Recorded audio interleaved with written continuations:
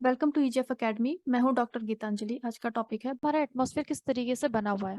This is earth enveloped by a deep blanket of gases. बहुत सारी gases का एक ब्लैंकेट है, तो आप देख सकते हो कि ये अर्थ का साइज है और इतना ही इसको चारों तरफ से कवर किया हुआ है, हर साइड से एटमॉस्फेयर। ग्रेविटेशनल फोर्स जो अर्थ का है उसकी वजह से ही ये जो गैसेस हैं वो अर्थ के चारों तरफ स्टेबल है। अगर ग्रेविटेशनल फोर्स नहीं होता तो ये सब स्पेस में चले जाते हैं। जैसे कि हाइड्रोजन और हीलियम है, बहुत ही कम वेट होने की वजह से उन पर ग्रेविटेशनल फोर्स काफी कम लगता है, इसीलिए उनका बहुत ही कम कॉन्सेंट्रेशन है।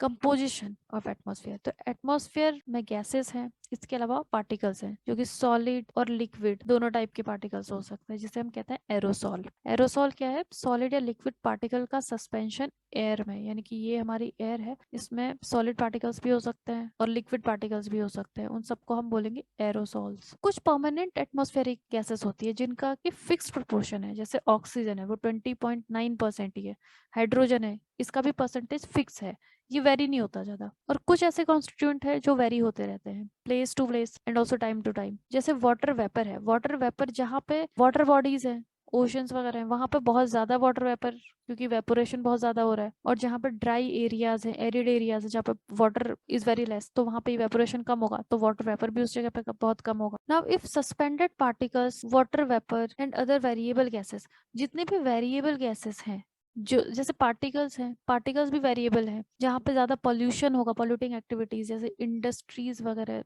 जहाँ पे ज्यादा है, वहां पे पार्टिकल्स बहुत ज्यादा होंगे, तो ये वेरी करता है। अर्थ में हर जगह पार्टिकल्स का कॉन्सेंट्रेशन एक जैसा नहीं रहता है, ये वेरी करेगा। वाटर वेपर ये वेरी करता है, ये 0 से लेके 5% तक हो सकता है अलग अलग जगहों पे।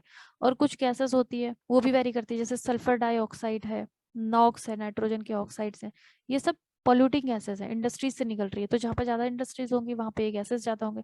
तो अगर हम इन सबको अगर हम हटा दें जो वेरिएबल है, तो मोर और लेस एटमॉस्फेयर स्टेबल है। Dry air is very stable. अर्थ में लगभग 80 किलोमीटर तक का जो एटमॉस्फेयर है, 80 किलोमीटर मीन्स लगभग स्ट्रेटोस्फेयर मेसोस्फेयर तक, वहां तक जो एटमॉस्फेयर है वो स्टेबल है, वो ज्यादा वेरी नहीं करता। अब देखते हैं परमानेंट गैसेस का कॉन्सेंट्रेशन कितना है। नाइट्रोजन सबसे ज्यादा, maximum 78%, then oxygen 20.9%, argon 0.93, then carbon dioxide now it is 0.04%, पहले 0.03 था, तो इसका जो कॉन्सेंट्रेशन है वो बढ़ते ही जा रहा है। Neon 0.002, helium 0.0005। यहाँ पर आप देख सकते हो कि हाइड्रोजन का कॉन्सेंट्रेशन कितना कम है, 0.00005%। So it's very very less because it is very light gas. Nitrogen और ऑक्सीजन को अगर हम मिला दें, 99% एटमॉस्फेयर नाइट्रोजन और ऑक्सीजन से ही बना हुआ है, बाकी गैसेस सिर्फ 1% है, क्योंकि आप देख सकते हो काफी कम अमाउंट है इनका। Proportion of gas changes in higher layers of atmosphere, जैसे जैसे हम ऊपर के लेयर में जाएंगे, ट्रोपोस्फेयर में मोर और लेस सेम ही रहेगा,